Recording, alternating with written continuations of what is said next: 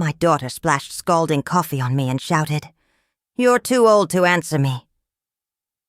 I stood there in silence, calm as a storm before it breaks, wiped my face slowly and slipped my hand into my pocket. What I pulled out next made my daughter let out a scream she'll never forget. Before we continue, if you're watching this video, tell me where you're from or what time it is for you. The Marina Grill smells like lemon oil and roast beef, Friday clatter, white tablecloths, dark wood, a low ceiling that keeps the noise close. I sit in a corner booth under a brass lamp that hums. The lamp throws a clean circle of light on the table. My hands rest in the light. Steady. Jennifer slides into the opposite seat like she owns the floor. She doesn't take off her coat. She never does. Derek lowers himself beside her and angles his phone toward the window. His smile is perfect and thin. The screen reflection ghosts over the glass. "Mom," Jennifer says, "let's not make this hard." "I'm having soup," I say. "You're late." She waves the server away without looking. A small wave like shooing a fly. She has her father's cheekbones. She has my stubbornness. She uses both like weapons. "You told me you heard me," she says. "You told me you understood." "I heard you," I say. "I understood you wanted money and control. Those aren't the same."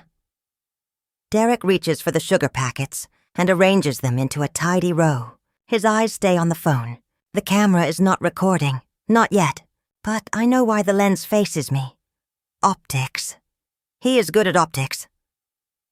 Jennifer leans forward. "It's reasonable. The business needs runway. You have idle assets? This is a simple transfer for family. Say the number out loud," I tell her. She looks at Derek like he's a teleprompter. He gives her nothing but his calm, expectant eyes. 500, she says. 500 what? I ask.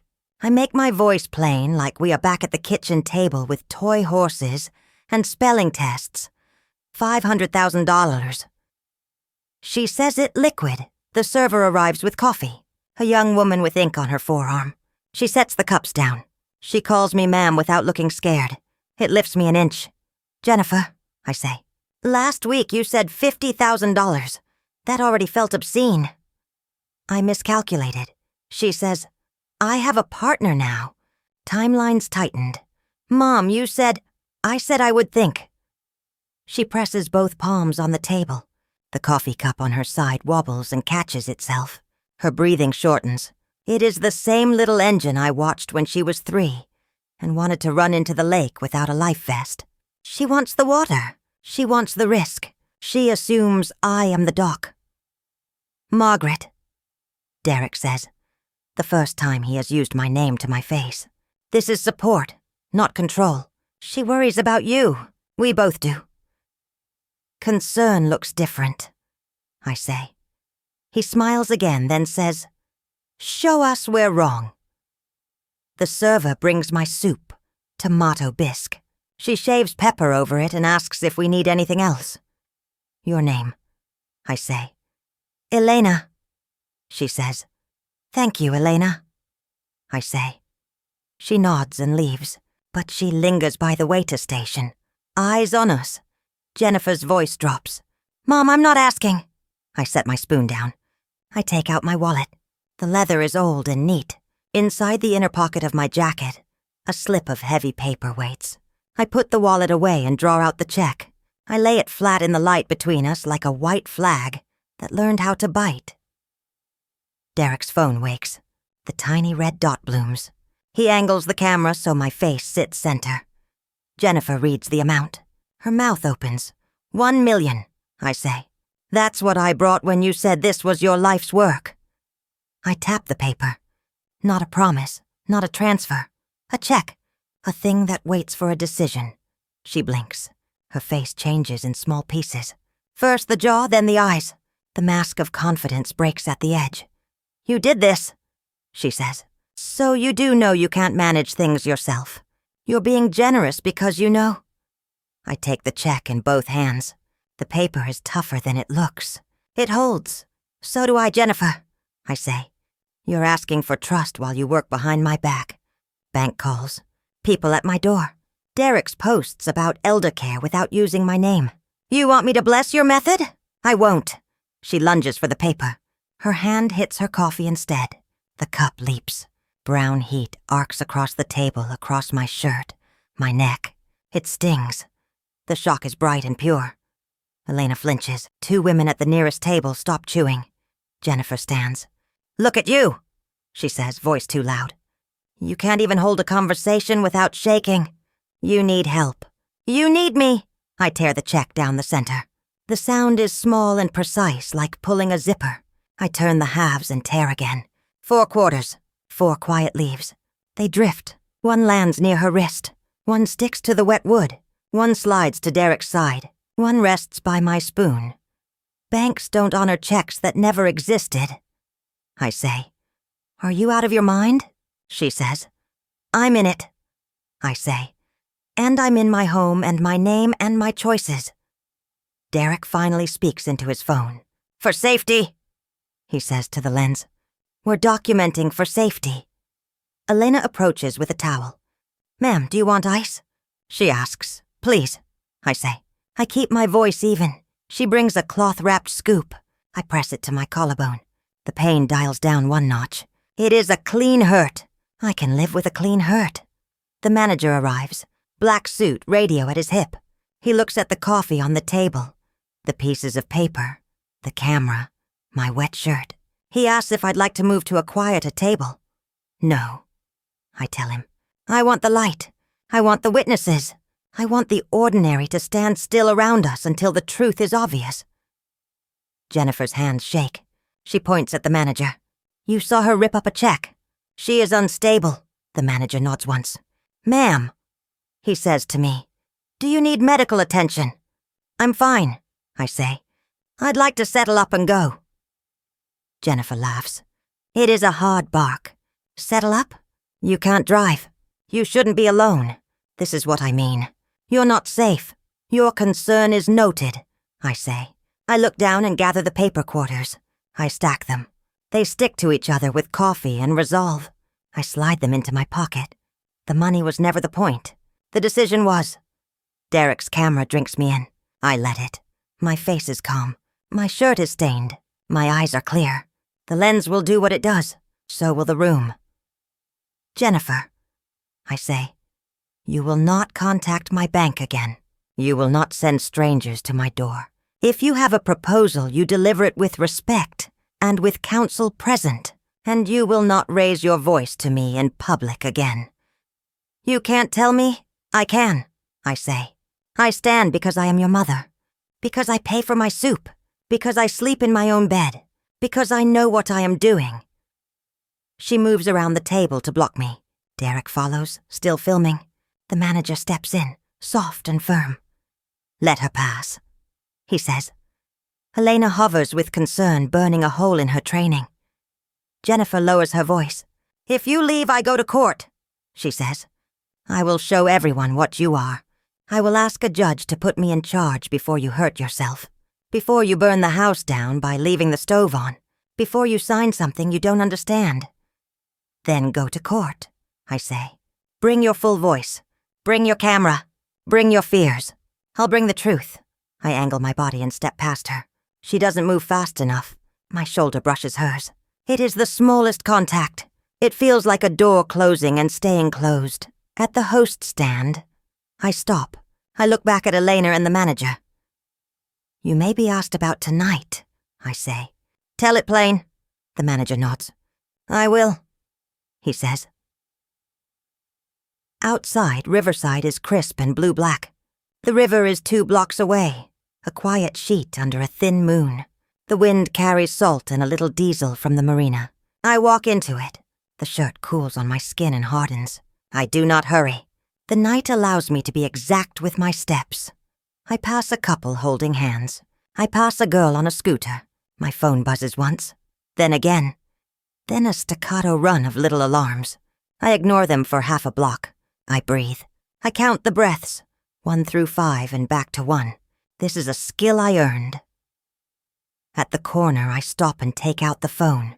The screen is crowded with badges from neighbors, from the association thread, From numbers I do not know. At the top sits a new notification. Derek's account. A video. Protecting Margaret. The caption says. A red dot and a number that blooms while I watch. The thumbnail is my face in the brass light, my shirt dark and wet. I tap it open. By morning, the video has a life of its own. It breeds in group chats and on neighborhood threads where lost cats and leaf blower arguments usually live. I make coffee. I butter toast. I sit at the kitchen island that Robert picked, because the marble felt cold and honest under his hand. I let the phone ring until it stops. Then it rings again. I answer the third one. Margaret. George from the HOA. Bright voice, polite pitch. Good morning, George. I watched something hard last night, he says. Are you okay? I am, I say. Coffee accident. Shirt paid the price. I'm fine. Long breath. The sound of a finger tapping a desk. Some neighbors are worried. The clip made you look unsteady. Optics, I say. You know how those work? He swallows. I do. Also, there were comments about guardianship, about your daughter stepping up. I look out the window. The maple is past its peak. Red thins into rust. Leaves let go without drama. George, I say, if anyone asks, tell them I am both competent and stubborn. That last part I can confirm, he says, a small laugh. Then, Margaret, for the record, are you alone? I am, I say. By choice. We care, he says. That's all. I end the call and scroll. The neighborhood thread blooms with concern that feels like a hand on my elbow when I don't need help. Screenshots pile up. A comment from someone whose name I recognize only from mailbox lids. It broke my heart. She seemed confused. Derek's reply under a repost. We only want safety for Margaret. Please be kind. A message from a number with no contact. Ma'am, our company specializes in transitions. Discreet, affordable. I take 3 screenshots. I title them Concern 1, Concern 2, Solicitation. I drop them in a folder on my desktop called Paper Walls. I learned long ago that the first offense is order. The doorbell rings. I check the camera. No one. Jennifer would have stood square to the lens and smiled the wrong smile. This is a delivery. A padded envelope sits on the mat with no return address. Inside, a brochure for a supportive living community 20 miles away. The kind with watercolor fountains and long carpets. A sticky note. We offer tours anytime. Jay, I put it with the recycling. I breathe and brew a second cup. The landline rings. Old sound. Trustworthy. I answer. Margaret, it's Pat, says a voice I like. She lives 2 houses down. Retired nurse, good knees, and a slow laugh. You know I don't do the internet, but George came over. He said there's mess. There is, I say. Manageable mess. You want me to pop by? No, I say, but thank you. If anyone asks, you saw me mow my lawn last week. She chuckles. Twice, she says, and hangs up. I call Riverside Community Bank. The manager picks up on the second ring. His voice is cedar, clean and strong. Mrs. Hayes, he says, using the name that is mine and sounds right in his mouth. I pulled the access logs. Your daughter attempted to add herself as a point of contact. We declined because we require you present and notarized consent for any change to your accounts. We also flagged the account for extra verification. Thank you, I say. We did get a welfare check request through an off-site customer line. He adds. Who initiated it? Understood, I say. If you need anything from me, we'll call you. He says.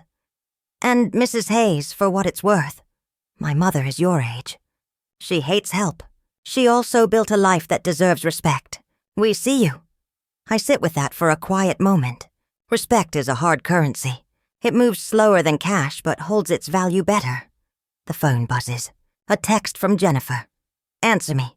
This is spiraling. You brought a $1 million check and ripped it like a child. Let me clean this up. I type. You created the spill. Don't call my bank. Do not send people to my home. If you have a proposal, bring counsel. 3 dots appear. Vanish. Appear. She calls instead. I let it go to voicemail. She calls again. I answer, Mom. She says, voice tightening. You're trending. Do you even understand what that means? It means strangers think they know me. I say, it means you need to act. Delete your account. Issue a statement. Say you're grateful for help. Say you miss Dad, and it's been hard. People will soften. That's your plan? I ask. You humiliate me in a restaurant and then write me a script. You humiliated yourself, she says. You tore up a check like a toddler doing a magic trick. You looked small. I felt precise, I say. Silence. Then she switches lanes. A social worker will visit, she says. It's a routine safety assessment. It's not court. If you cooperate, this can go smoothly. You arranged this, I say. Her breath hits my ear. I requested it, she says. People are worried. You should welcome concern, unless you have something to hide. You were a child who always said that when you were the one hiding, I say. Cookies, fireworks under the dock, a report card folded into the wrong book, she snorts. You're doing the mom thing. Nostalgia deflection. It won't work. The visit is this afternoon. I'll be here, I say, and I'll be ready. You shouldn't be alone. She tries out a softer note. Let me come by. I'll help you talk. I'll make sure they don't, misinterpret. No, I say. Your presence is the misinterpretation. She breathes through her nose like a bull. Then don't complain when they decide you need placement. Placement, I repeat. Like furniture. Like safety, she says, and hangs up. I set the phone down and let the room be itself. The clock over the stove ticks. The refrigerator hums. The heat kicks on with a small boom. I walk through the house and touch what matters. The framed photo by the piano of Robert and me under the maple the day we planted it. The brass key bowl. The edge of the dining table where our grandchildren once drummed spoons.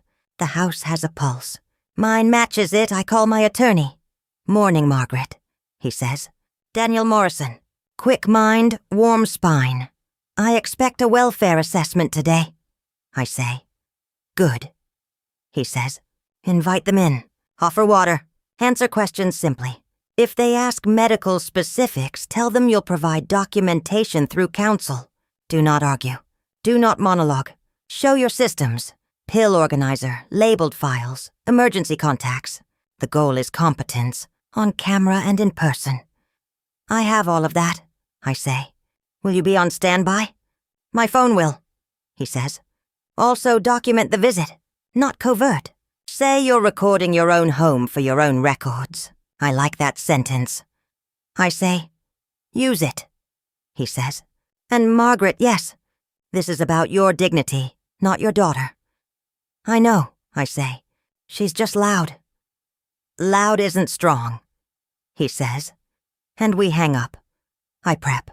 I set the paper walls folder open on my laptop with time-stamped files. I stack mail neatly. Utilities, bank statements, voter notices. A postcard from a friend in Phoenix who writes twice a year and hates phones. I line up my medications by day and time in a clear plastic box Robert would approve. I put a glass by the sink and a pitcher of water in the fridge. I put my driver's license and health proxy on the table. I write a short list in thick black pen. Primary care. Dr. Shaw neighbor emergency. Pat attorney. Daniel Morrison. The door camera pings. A figure across the street. Hoodie up. Pretending to look at a tree. Phone pointed here. I step onto the porch. The figure flinches, then straightens. Derek, of course. He lowers his hood and waves a small fake wave. You're not subtle, I say. Public sidewalk, he says. Public interest. Public nonsense, I say. I recommend you find a better angle. The truth isn't flattering. He smiles and films the smile. We just want safety, he says. The phrase has grooves now. It fits his tongue. You want narrative, I say. I want truth. Truth doesn't trend, he says. But fear does. Not forever, I say. Fear tires people out. He tilts his head. Jennifer will be hurt if you slam the door on help. Jennifer will be fine, I say. She's resilient when it benefits her. His eyebrows rise in polite surprise. You're going to be spicy on camera? That can read as confusion. Then let it read its flavor, I say. I step back inside and close the door, with a click that sounds like a small promise kept. I call the church. Office! Morning, says Reverend Sarah Mills. She has a voice that moves at 3 miles an hour. Reverend, I say, I might need a witness later, not for religion, for community. I am both, she says. Call if you need me. I set my phone to Do Not Disturb, with exceptions for Daniel, Pat, and the bank. I eat an apple.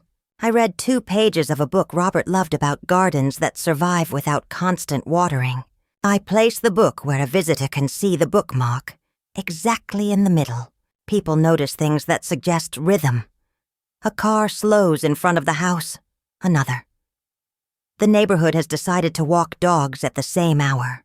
Concern has legs. The doorbell rings. Not a single ding, but a steady, professional chime. I stand, straighten my collar, and breathe once. I open the door. 2 people stand there. A man with a soft scarf and brisk eyes. A woman with a clipboard she never glances at. Behind them at the sidewalk, Derek lifts his phone a fraction and frames the doorway. Mrs. Hayes, the man says. We're here for a welfare assessment based on several community referrals. Good afternoon, I say. Come in.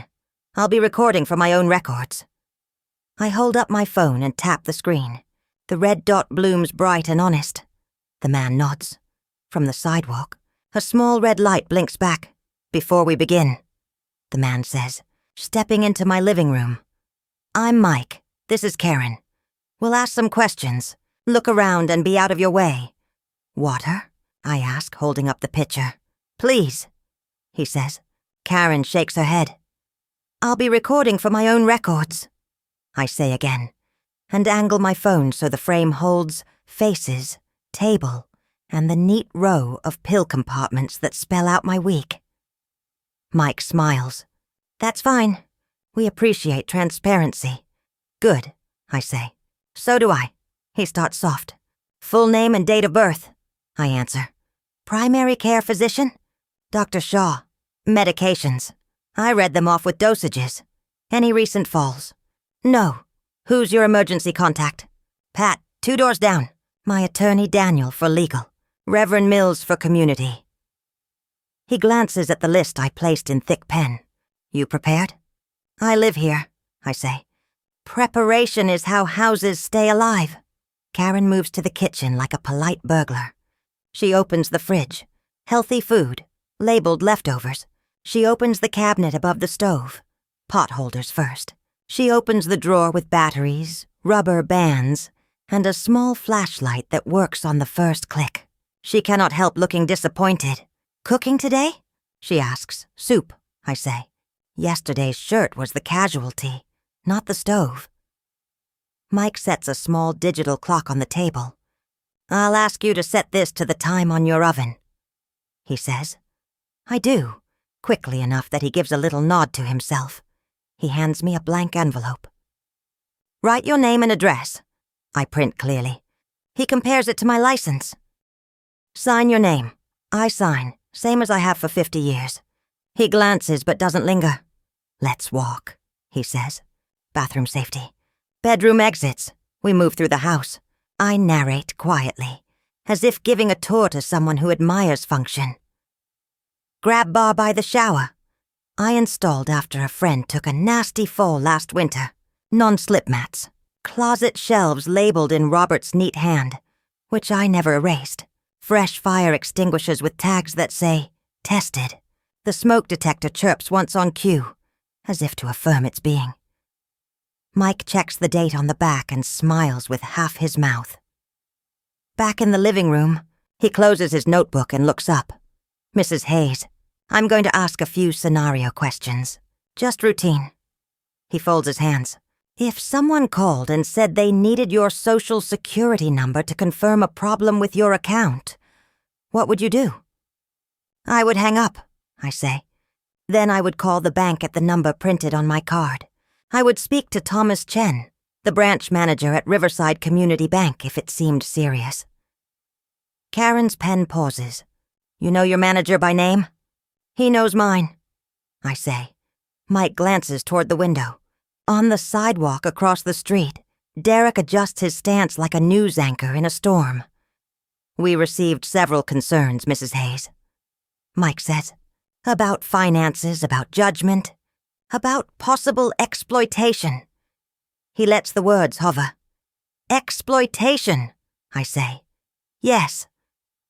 I slide my laptop across the table and open the folder marked Paper Walls.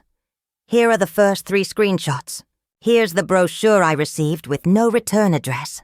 Here is an email to my bank from a third party requesting access. Thomas declined. I keep my voice even. My daughter is worried. She says so. She is also asking for $500,000. Last week she said $50,000. Those are different concerns. Mike's eyebrows lift a fraction. Karen's pen starts again. Do you have documentation of the bank interaction? Mike asks. I tap a file. Thomas's note. Attempted contact edition declined without notarized consent. Extra verification enabled. May I call your bank with you present? Speaker on for clarity. Mike smiles like I offered a mint. That would be helpful. I dial. Riverside Community Bank. The receptionist says, and transfers me. Thomas picks up on the second ring. Mrs. Hayes, he says. How can I help? Hi, Thomas, I say, putting him on speaker. 2 state workers are here for a welfare assessment. They'd like to verify the security notes on my account. Of course, he says, crisp as a folded letter. As I told you this morning, we refused an attempted change made by your daughter. We've placed an additional verification flag. No one can add themselves without your notarized consent in person. He pauses. Also, a welfare check request was placed through our off-site line yesterday. We can't disclose the caller, but we logged the time. Mike nods at me. Karen writes the time down. Thank you, Thomas, I say. One more question. If someone came to your lobby insisting on speaking for me without my presence, what would you do? Invite them to wait, he says, and then invite them to leave. I thank him and end the call. Before my thumb lifts, my phone buzzes with another call sliding in. Jennifer! The name fills the screen like a stain. I let it go to voicemail. It immediately rings again. I glance at Mike. He nods. If you'd like to answer, we'll observe. I put it on speaker. Mom, Jennifer says, and I can hear city noise behind her. Are you obstructing a state assessment? I'm hosting one, I say. They're here. Well, perfect, she says, smoothing her tone into something she thinks sounds reasonable.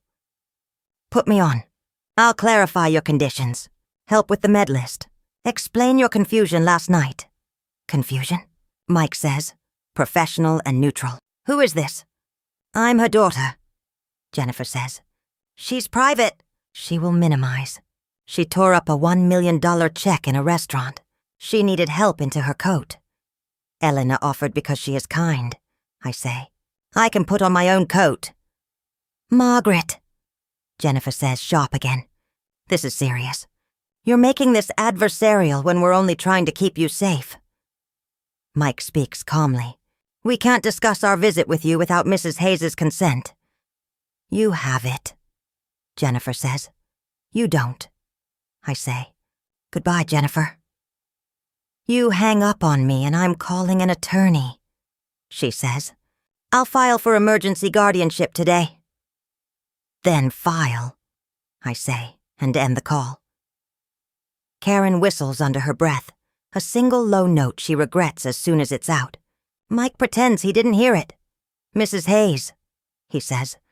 I appreciate your clarity. A ping from the sidewalk. Derek shifts his stance toward a different angle and talks to his camera with an earnest brow.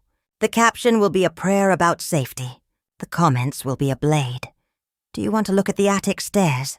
I ask. People like to imagine danger where there's a ladder. Mike smiles for real this time.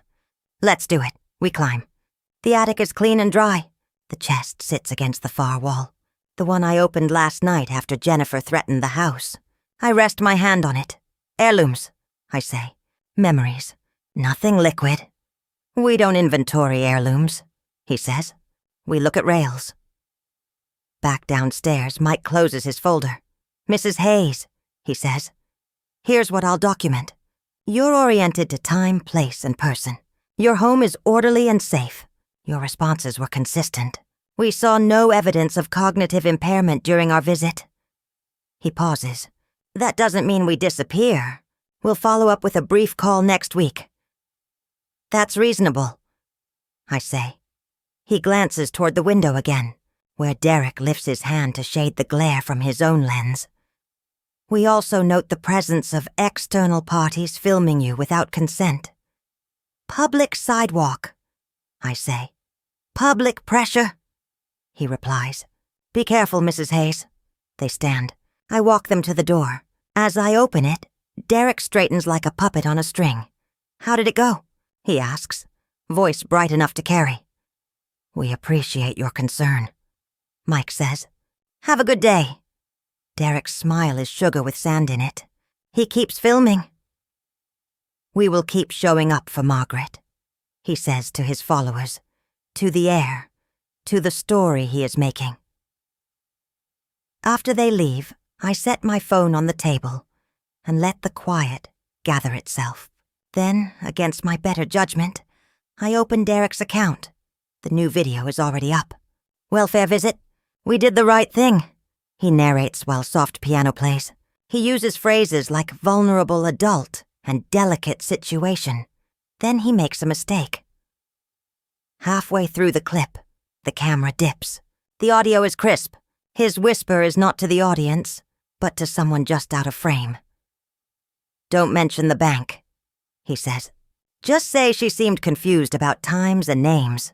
The camera swings back up. The smile refastens. If you weren't listening, you'd miss it. I listen twice. I cut the 9 seconds and save it with a plain title. Coaching Wave. I put it in paper walls. My phone rings again. Unknown number. I let it go. It rings immediately with the same number. I answer. Mrs. Hayes. A new voice says, female, clerk smooth. This is Lisa Thornton with the firm Heron and Finch. I represent your daughter Jennifer. My back goes cool. Not fear. Readiness. Good afternoon, I say. I'm calling as a courtesy. She says, we're preparing a petition to establish a temporary conservatorship for your property and person based on numerous reports of confused behavior, dangerous self-neglect, and financial volatility, including tearing up a large check in public yesterday. We'll be serving you shortly. If you wish to avoid a messy public process, we recommend you stipulate to a limited order and voluntary evaluation. We can make this smooth. I have counsel, I say. You will speak to him. We will, she says pleasantly. But I'm speaking to you now. Think of this as an olive branch. I prefer oak, I say, harder to bend. She chuckles like she's practiced it in a mirror. The judge won't enjoy stubbornness. The judge will enjoy evidence, I say. I had visitors today who brought some. I have recordings. I have logs. She shrugs with her voice. We'll see you in court, Mrs. Hayes. Expect a process server within the hour. The line goes dead without a goodbye. I text Daniel. Attorney for Jennifer just called. Conservatorship threat. Serving within the hour. His reply lands in 10 seconds. Excellent. Save everything to our shared drive. Do not answer the door except to accept service. On service, say nothing.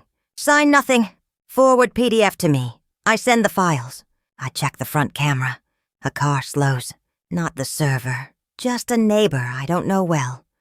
Doing a slow roll. Curious. I call Reverend Mills. Might need you tomorrow, I say. But not church. Court. I'll polish the shoes, she says. The doorbell rings again. 2 sharp chimes. different from the polite tone of the state visit. Through the glass, a young woman in a suit holds a clipboard and looks like she has a quota. I open the door. "Margaret Hayes?" she asks. "Yes." She hands me a thick envelope. "You've been served," she says with a rehearsed gravity that doesn't quite land. She turns and jogs down the steps before the dust of her sentence can settle. I close the door, carry the envelope to the table, and set it next to the pitcher of water and the list in thick black pen. The paper is heavy, not as tough as a check, but tough enough to pretend. I don't open it. I press record on my phone again and read the date and time out loud. Then I call Daniel. The file will open on his screen first. Outside, the sidewalk lenses keep blinking, little red eyes that don't know how to see. Daniel's conference room is all light and quiet wood, a long table, a bowl of green apples, pens that don't sputter. He moves like he has 7 hands. Printer, scanner, laptop, phone. "Sit," he says. "We build," I sit. I put the paper walls folder on the table like a toolbox. He slides a legal pad toward me. "Timeline first," he says. "Short, exact. Then artifacts, numbered. We work. I speak." He writes in block letters that would make a judge nod. Restaurant. Coffee thrown. 1 million check torn. Social posts. Derek's safety narrative. Coaching wave. Bank attempted contact edition declined. Welfare request through off-site line. Welfare visit today. Clean findings, Mike and Karen. He prints each as its own page, labels them with tabs. He opens my files, renames them. Exhibit A, B, C. He clicks, collates, breathes. The copier hums like a low hive. "Declaration," he says. "Your words sworn." He drafts as he speaks, eyes on the screen. I, Margaret Hayes, of sound mind. He has me list my daily systems, emergency contacts, bill pay rhythm, medications. He has me recite today's safety visit. Then the exact sentence Derek whispered. "Don't mention the bank." And where it lives in the file. A notary from down the hall comes in with a tidy stamp and a polite face. "Raise your right hand," she says. I do. I read with care. I sign. The stamp thunks like a lock turning. "Living trust," Daniel says, already at a cabinet. A slim binder lands on the table. "We restated yours 3 years ago after Robert passed. Do you recall the clause we added at your insistence? I remember the conversation at this same table, the way grief made everything sharp." "Yes," I say. He flips to a page and places it in front of me. There, in my own careful initials, a clause that says succession requires 2 independent physicians to certify incapacity. Not social media, not gossip, not a daughter's request. It also says no one may assume control of trust assets without that certification and notice to counsel. A no-contest clause sits below it like a thin blade. Daniel taps it with the pen. "This saved you 3 years ago and didn't know it," he says. "We make 3 copies. 1 for court, 1 for the bank, 1 for your files. We add a cover letter. The successor trustee is not Jennifer. The trust is unrevoked and operative. The trustee, you, is in place." He assembles a packet that could stop a door. My declaration, the welfare letter, Thomas's note, a screen cap of Derek's whisper with transcript, the trust excerpt, Robert's handwriting in the margins of a household checklist I still follow on Sundays. It is less about law than about a life that works. His phone buzzes. He reads, smiles without warmth. "Opposing counsel wants an ex parte hearing tomorrow morning," he says. "Emergency to prevent waste." "Waste?" I say. "They'll say your property is at risk because of erratic decisions," he says. "The torn check is their showpiece." "It never existed," I say. "They'll say it did in spirit," he says. "We will say spirits don't clear banking law, and we'll waive Thomas." He writes a short, muscular opposition. Words like unsupported, pretextual, bad faith publicity campaign. He quotes the law as if it were a fence post you can lean on. He slides the draft to me. I read it. He edits while I breathe. "Now," he says, softer, "I want a letter to Jennifer, not sent. placed in our record. It says this: I love you. Your methods are violent. It says, if you come to my home uninvited, I will call the police. It says, if you contact my bank again, I will seek sanctions. It says, if you wish to help me, do it in the open, with counsel. He looks at me. Can you sign that? Yes, I say. We print. I sign. The notary stamps again. Each thud resets my spine. The door opens without a knock. Lisa, smooth voice from the phone, steps in with a smile and a folder. And behind her, as if this were her stage, Jennifer. Daniel doesn't stand. He looks at the door, then at his calendar. You don't have an appointment, he says. Just a courtesy drop. Lisa says, since we're neighbors in litigation now. Drop it at reception, he says. Jennifer can't help herself. She takes a seat at the far end, uninvited. Mom, she says, light and injured at once. Why make this ugly? Daniel slides his hand toward the door, not looking at her. Security appears like a conjured fact. An older woman with forearms like fence rails. She leans on the jamb and says nothing. Lisa decides to sit anyway, slow and deliberate, as if faking calm can change jurisdiction. Here's our petition, she says, sliding the folder toward Daniel. Emergency conservatorship. Specific to finances, which my clients are in a trust outside your reach, except by the trust instrument, Daniel says, not touching the folder. An instrument you haven't read. Lisa smiles like she's used to people underestimating her stamina for nonsense. We'll let a judge decide what's reachable. We will, Daniel says, and flips the petition open with one finger as if it might leak. He scans, snorts. Waste. She pays her bills on time. She has a pill organizer that makes me jealous. Your evidence is a check she chose not to issue, and a coffee stain she caused. Jennifer flinches at that. Quick flicker. She looked confused, she says.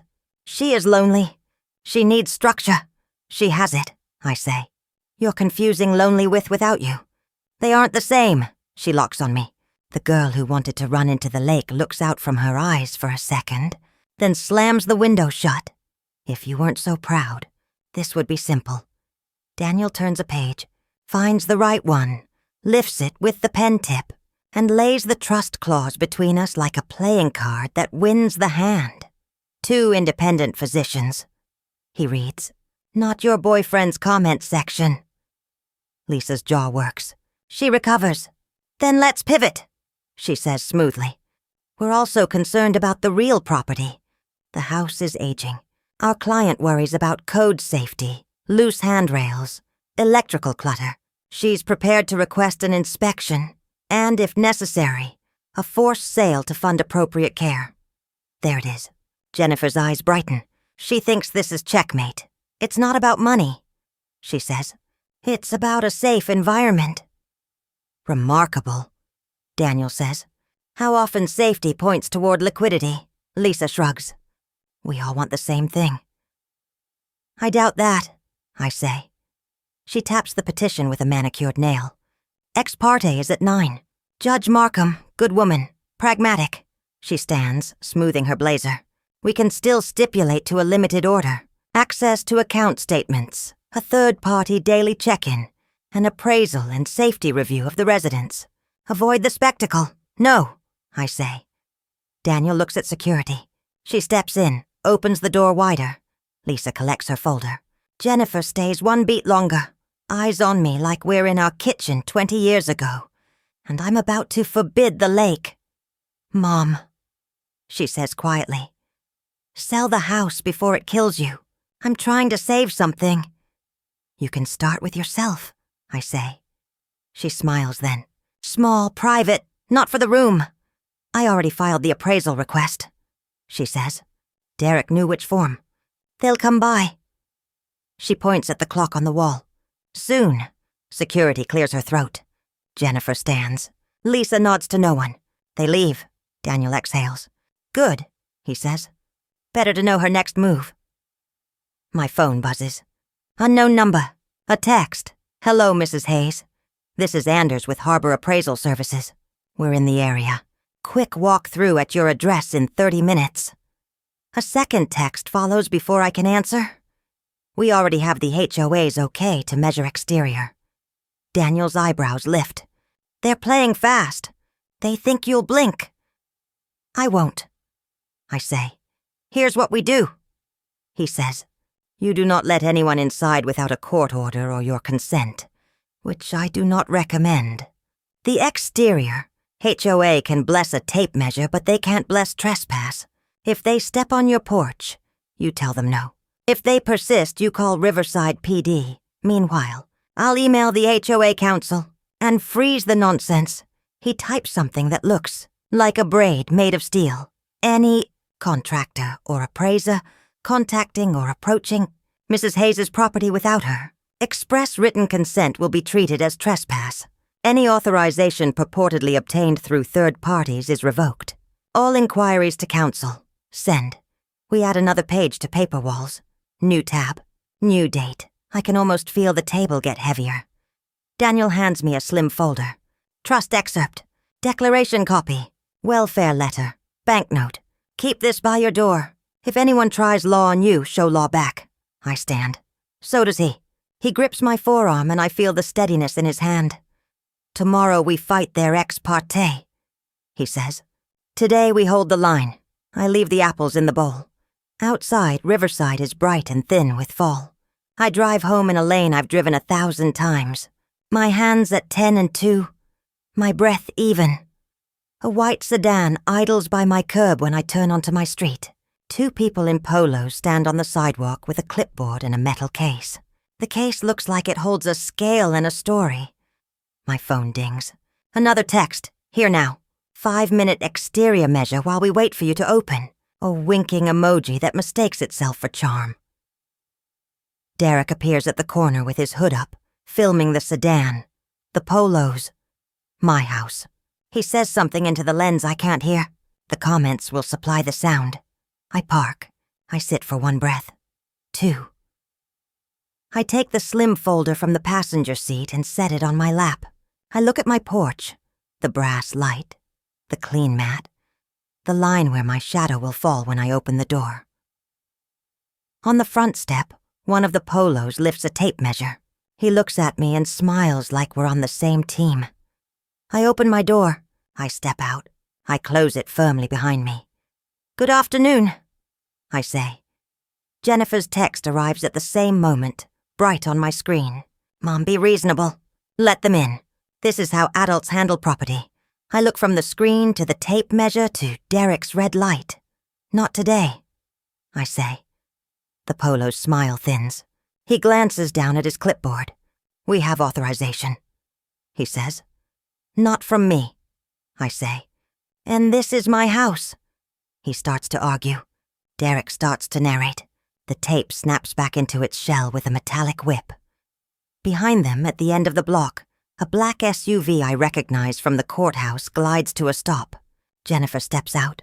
She sees me. She doesn't wave. She doesn't need to. The smirk is enough. She's not after my signature anymore. She's after the door. The polo with the clipboard clears his throat. We'll be quick, he says. Exterior now. Interior when you're ready. I'm not ready, I say. No entry today. He glances at the other polo. The tape measure lifts again. Hopeful. HOA said we could at least get elevations, he says. You can stand on the sidewalk, I say. You cannot step on my porch, Derek narrates from the corner. She's nervous, he tells the lens. Change is scary at her age. Jennifer strolls up the walk like she owns the right of way. Mom, please, she says. Don't make this performative. It already is, I say. I hold up Daniel's folder. Trust excerpt, banknote, welfare letter, court tomorrow. You get nothing today. The polos look at Jennifer, not me. She gives a tiny nod. The taller one puts a shoe on the first step. I point to the brass plate by the door. No soliciting. No uninvited entry. Cameras active. Step back. He steps back. A Prius slides to the curb. A man in his 40s steps out with a leather tote, and practiced calm. He wears loafers that look like patients. Mrs. Hayes, he says, palm up but not out. Stephen Parker, I'm a mediator the HOA sometimes calls when neighbor disputes cross signals. Derek zooms in. We invited a neutral. He says, soft and pleased. Stephen offers me a card. I don't take it. He sets it on the railing instead. I'm not here to force anything, he says. I'm here to lower heat. Heat was coffee yesterday, I say. Today it's trespass. Jennifer keeps her voice smooth. We're just trying to make sure the property is safe, she says. Handrails, wiring, a basic appraisal. Adults plan. Adults ask, I say. Stephen nods, absorbing both sentences. Okay, he says. Let's move off the steps so no one feels boxed. He guides with a hand wave, not touching anyone. We stand on the walk. Derek hovers at the line where public meets private. The Polos pretend to check their case. Ground rules, Stephen says. 2 minutes each. No interruptions. Mrs. Hayes first. What do you want? I want my home respected, I say. I want no one on my property without my consent. I want my daughter to stop using safety as a pry bar for sale. I want the HOA to stop outsourcing my boundaries, he nods. Jennifer. I want to prevent a crisis, she says. The house is old. She's stubborn. She tears up checks. She refuses help. An appraisal and safety walkthrough are minimal. If that goes well, we back off. If it doesn't, we act. She can't be the only decider when she's the risk. Stephen turns to me. Would you consider a limited interior walkthrough with an inspector you choose? No, I say. Not today. Not with their cameras running. Not with a court hearing tomorrow. You're asking me to negotiate my spine on my porch. Stephen looks at the red dots across the street. He nods again. Slower, I hear that. He lowers his voice. But Mrs. Hayes, the HOA board, already got calls. They worry about liability if a neighbor claims they ignored a hazard. If you stonewall, you invite more pressure. Pressure is not law, I say. Courts prefer parties who look reasonable, he says. A narrow yes now could save you later. Jennifer jumps in. Exactly, she says. Mom, don't make me file more, please. I raise the folder. You filed enough, I say. Emergency conservatorship, appraisal ambush, welfare check, whisper for the camera. Don't mention the bank. I have your strategy on tape. Stephen glances at Derek. Is that true? He asks. Derek smiles like sugar on a bruise. We're documenting, he says. Things get misheard. Stephen exhales through his nose. He looks at me again. One practical suggestion, he says. Pick a deadline.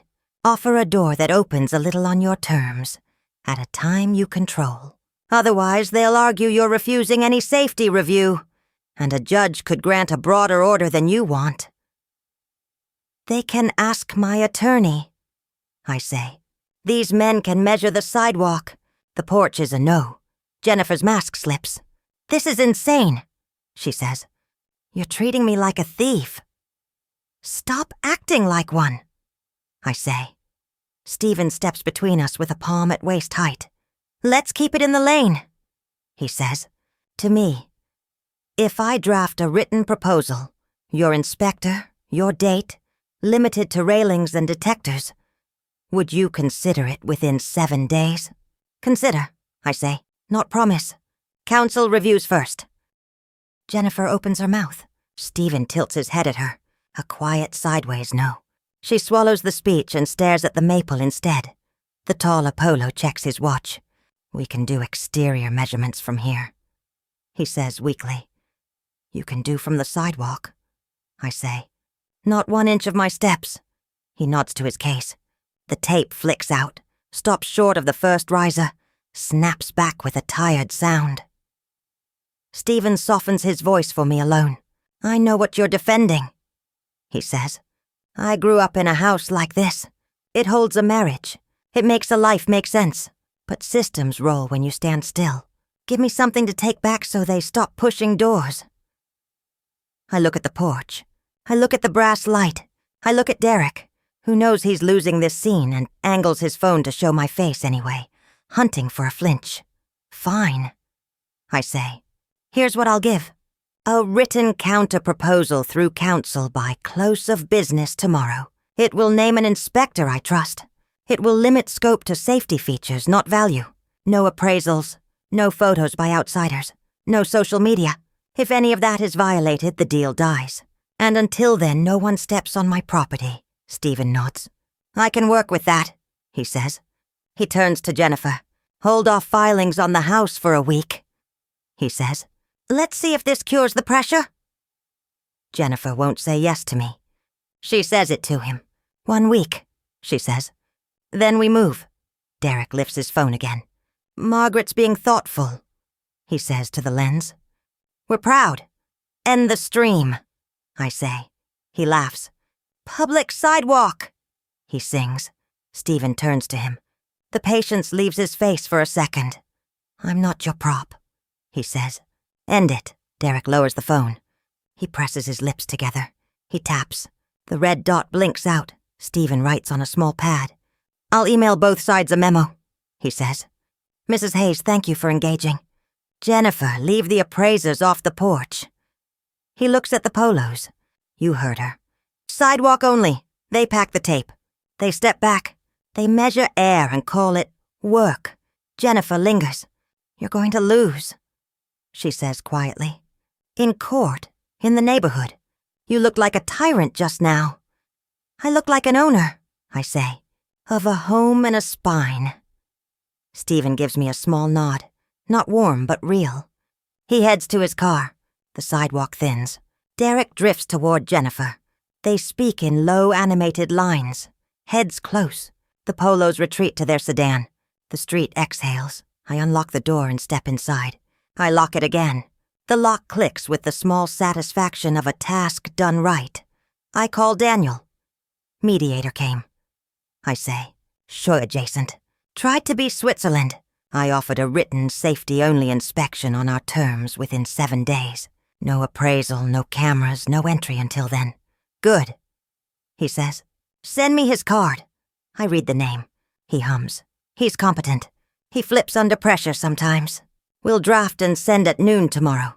In court, we'll mention your offer. Judges like measured people. Jennifer agreed to hold off a week, I say. She'll test that by Monday, he says. But it gives me time to lock the HOA. Also, tonight, lock everything. She hates waiting. I look around the living room. The afternoon light moves across the rug we bought in a year we could afford nice rugs. The house hums like a patient animal. There's a knock at the back door. I check the camera. It's Pat with a 6-pack of ginger ale. She holds it up like peace. I let her in. Heard voices, she says. You want me to stand on the porch for an hour and look tall? I smile. The first true one today. Maybe later, I say. For now, drink a soda and talk about anything that isn't law. We sit at the table. We talk about the high school team and the stupid new parking meters. She leaves the ginger ale and a promise.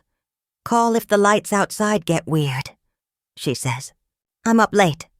After she leaves, the house goes still, in a way I respect. I walk to the hallway.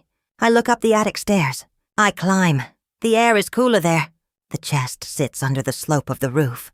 Exactly where I left it. The brass has dulled. The lid knows my hands. I kneel. I slide the old key from the string I keep in a dish. I fit it. I turn. The lock turns back with a soft reluctance. I lift the lid and breathe the air that comes out. Cedar, paper, a note of winter.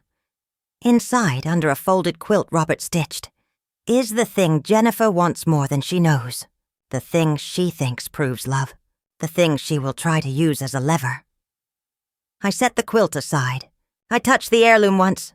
My hand is steady. Downstairs, my phone vibrates. A calendar ping. Ex parte hearing. 9 a.m., then a text from an unknown number. Media request. Will you comment on tomorrow's emergency hearing? I close the chest halfway. I look at the dark beyond the opening. I know what this object can do in the right hands. At the right time. I slide my fingers under it. The lid creaks. I lift. Sunday light turns the church steps into a clean stage. Reverend Mills waits by the red doors with a clipboard, and the slow patience of a woman who has watched a lot of storms pass. 2 volunteers stand beside her with white cotton gloves. The bell hasn't rung yet. The square is quiet except for gulls and a bus that sighs at the corner. I park in the side lot and carry the cedar box like a reasonable weight. Derek is already across the street with his hood up. Off today, in his caption, but not off enough to miss a scene. The red dot blooms. Of course it does. Reverend Mills meets me halfway. "Morning, Margaret. Morning," I say. "Let's make this simple." We stand in the sunlight. She clears her throat and looks into my phone when I raise it. "For the parish archive," she says. "A restricted gift, non-transferable, not for sale." I lift the lid. The quilt folds back. The heirloom catches the sun, a brass nautical sextant in its fitted cradle. The letters R.H. engraved on the ark by a hand that belonged to my grandfather. It is beautiful and exact. It is also the one thing Jennifer would sell first, because she thinks value lives on auction sites. Reverend Mills nods to the volunteers. They step forward in their gloves. "On camera," I say. "Say the words." She does. "We accept this sextant as a permanent gift to Grace Community Church Archive. It may be displayed. It may be conserved. It may not be sold, lent, or appraised for private use." She looks at me. "Do you consent, Mrs. Hayes?" "I do," I say. "As donor." I look across the street at the lens. "As owner," Derek tries to keep the smile pleasant. "It looks like a pulled muscle." A Prius rolls to the curb. Stephen steps out with his leather tote and a faint frown. That means he hasn't decided anything yet. The volunteers lift the sextant and set it into a padded case. Reverend Mills signs the intake form with careful strokes.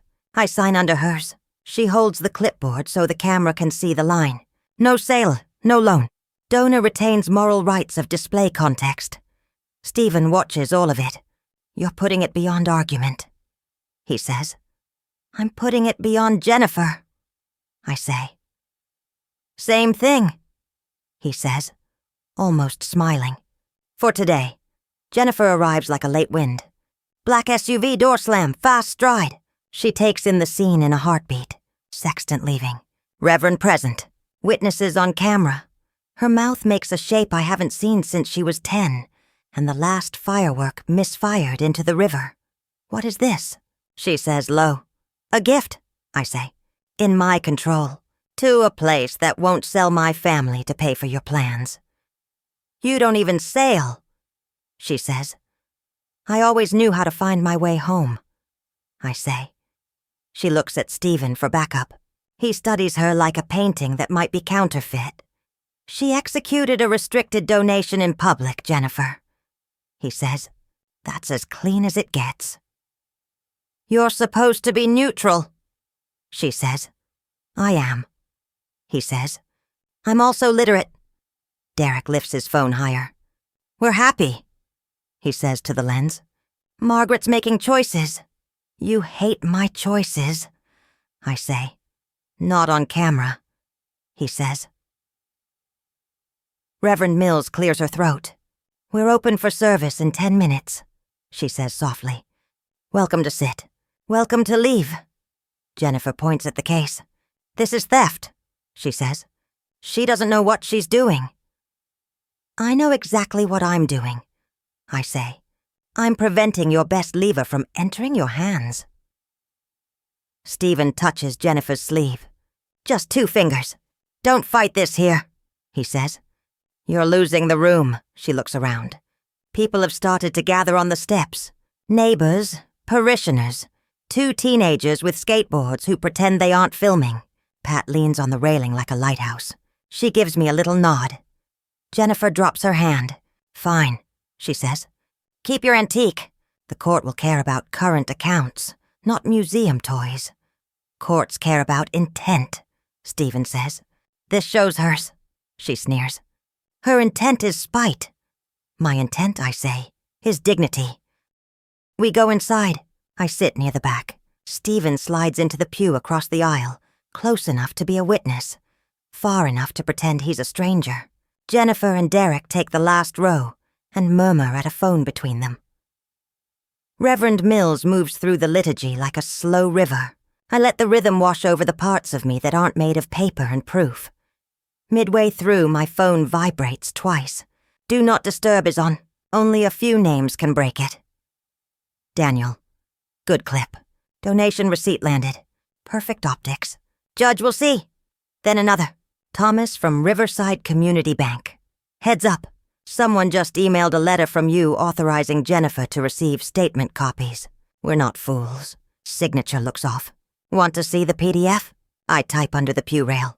Yes. Send communion ends. People move like water. When they sit, my phone buzzes again. A PDF slides onto the screen. Authorization Margaret Hayes. PDF open it. My name at the top. My old address. Robert's handwriting never missed a comma. This fakes his comma. A paragraph that pretends to be me, authorizing my daughter, Jennifer Hayes, to receive monthly statements for convenience, citing vague health reasons. The signature block tries to copy my loop, and the hard downstroke on the HI zoom in. My stomach goes cold in a useful way. Stephen leans over the aisle. Problem? He whispers. Evidence. I whisper back. I stare at the signature. There are things a forger can't know. I grind my pen on the first downstroke of an H. The pressure leaves a faint groove you can feel with a fingertip on the back of the page. It's a habit from an old fountain pen I used for 30 years. Even with ballpoint, the habit remains. My signatures have topography. This PDF is smooth. The stroke width never tightens. The crossbar sits 0.5 millimeter higher than it does when my wrist is relaxed. The tail on the E curls the wrong way. I scroll. The date format is British. Day, month, year.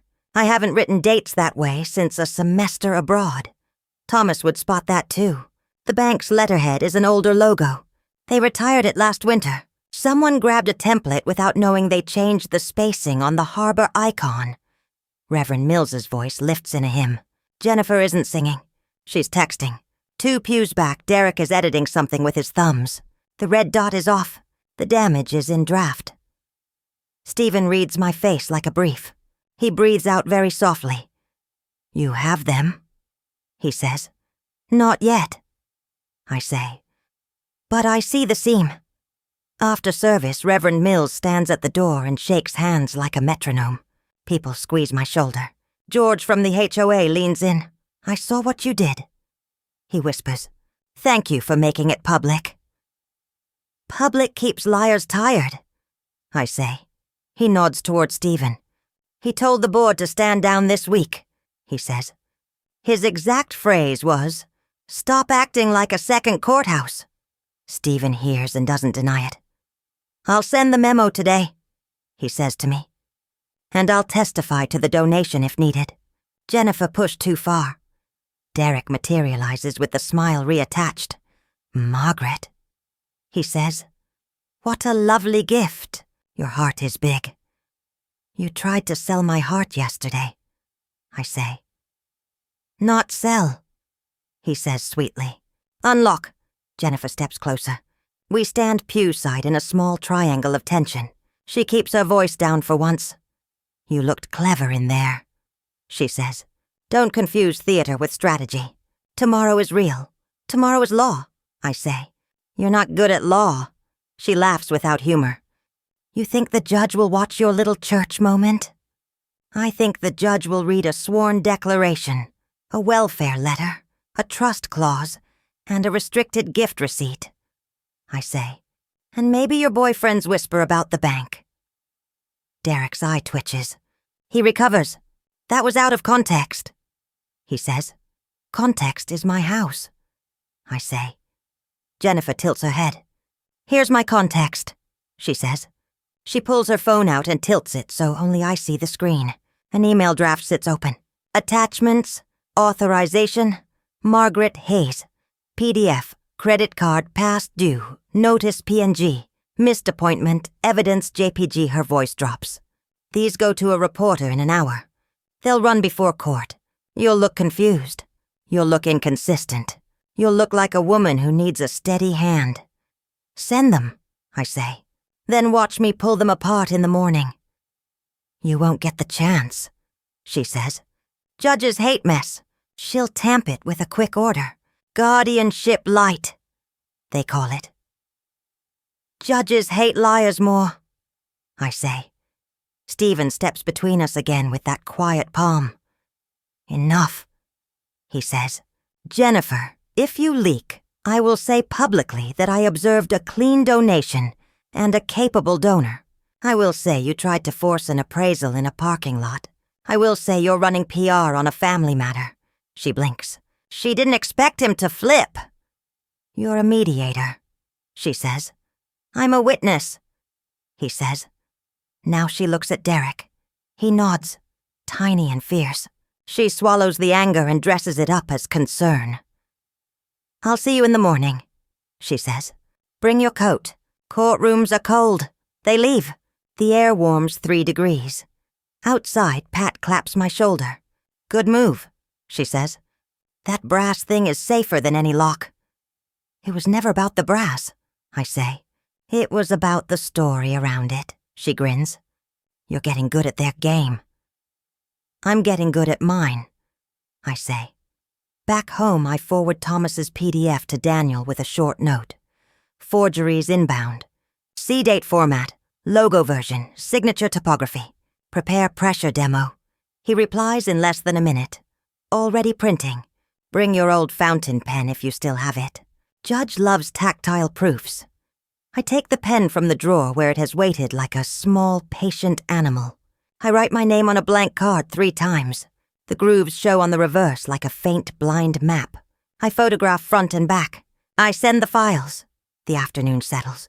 I make a sandwich. I check the porch camera. A stray cat decides my mat is a sun square and sleeps. I let it. At 5, my phone pings. A push alert from a local blog that likes drama more than grammar. Exclusive. Docs show Riverside woman's finances in disarray ahead of court.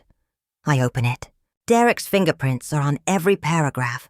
They embed the forged authorization with a red circle around my signature. They blur my address like mercy. They include a past due notice that uses a font the utility company stopped using in 2018. They quote an unnamed family source about wandering at night and mixing up dates. They spell my name right. They spell dignity wrong. I breathe once, twice. I copy the link and send it to Daniel. Leak. He replies, perfect. Screen captured. We'll introduce it tomorrow as Exhibit G for garbage.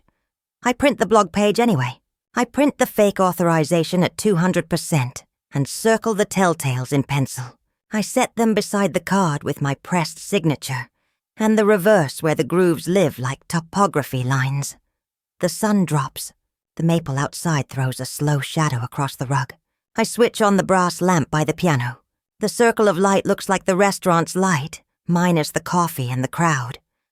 The house breathes with me. My phone buzzes one more time. A text from Reverend Mills. The sextant is safe. Also, I'm proud of you. I set the phone down and pick up the fountain pen. I write Margaret Hayes one more time. Slow, the way Robert liked to watch me sign cards at Christmas. The paper pushes back, then gives. On the back, the grooves rise like a quiet truth. I hold the forger's PDF up beside it. There, the crossbar, the tail, the weight. I see you, I say to the page. Tomorrow I show everyone else. Morning comes clean and cold. I put the fountain pen in my jacket pocket the way other women carry luck. Daniel meets me at his office with a portable document camera and a stack of cardstock. We rehearse once, he says. Then we go harvest the tape. What tape? Thomas's lobby cameras, he says. He called at dawn. There's something you'll like. We sit at the conference table. He clips my card under the lens. Write your name the way you always do, he says. Slow, no flourishes. I write Margaret Hayes. The nib pulls a steady groove I can feel through the paper like a ridgeline on a map. He flips the card. The grooves lift on the back. Proof you can touch. Now the counterfeit, he says. sliding the printed PDF of authorization margarethays.pdf beside it. No groove, wrong line weight, crossbar too high, tail curled wrong. He hits record and narrates like a nature program. Observe, genuine signature has pressure valleys evident on reverse. Counterfeit is surface only. No topography, date format British, bank logo retired last winter. He stops the recording and smiles. Judges like when truth fits in their hands. Let's go make it heavier. Riverside Community Bank smells like copier toner and lemon wipes. Thomas waves us into his office and locks the door. We wrote an affidavit, he says, passing Daniel a stapled document. Declining access addition, verifying the forgery, verifying the off-site welfare call time, and... He turns his screen. This. On the monitor, a 4-panel grid shows yesterday's lobby. The timestamp sits white and unblinking in the corner. Derek walks in wearing his careful concern like a cardigan. He leans on the counter, phone face down for once. He smiles a smile that asks the teller to be complicit. Thomas scrubs forward. Audio picks up. It's not beautiful, but it's clear. No, I'm not on the account, Derek says, soft and firm. But we need to make sure she's safe. If there were a way to add my partner as a contact without all that paperwork. Just for statements. She gets confused about dates. We're documenting for safety. The teller, young, smart enough to look at the camera once, shakes her head. We need the account holder here, she says. With ID, Derek leans in. What if she wrote a letter? She does better in the mornings, he whispers. But she's not up to coming in. I can bring it back today. It just needs to look tidy. Thomas pauses the video there. Daniel exhales through his teeth. That's coaching, he says. On tape, Thomas nods. We pulled the audio from the counter mic. I can certify chain of custody. The teller will sign a declaration. She was uncomfortable as hell. Good, Daniel says. We'll mark it as Exhibit H. Thomas clicks play again. Derek slides a sample letter across the counter. Blank spaces where a name and date should go. We just need a template, he says. She mixes up lines. I'll help. The teller pushes the paper back and points to the sign that says, No third-party access without account holder present. Derek's mouth tightens. He takes the paper, smiles like a weather forecaster after bad news, and leaves. Thomas stops the video. Your daughter came in an hour later, he says.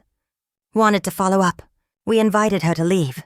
Daniel's pen is already moving. Affidavit from teller. Affidavit from Thomas. Certified video clip, perfect. Can we take a copy now?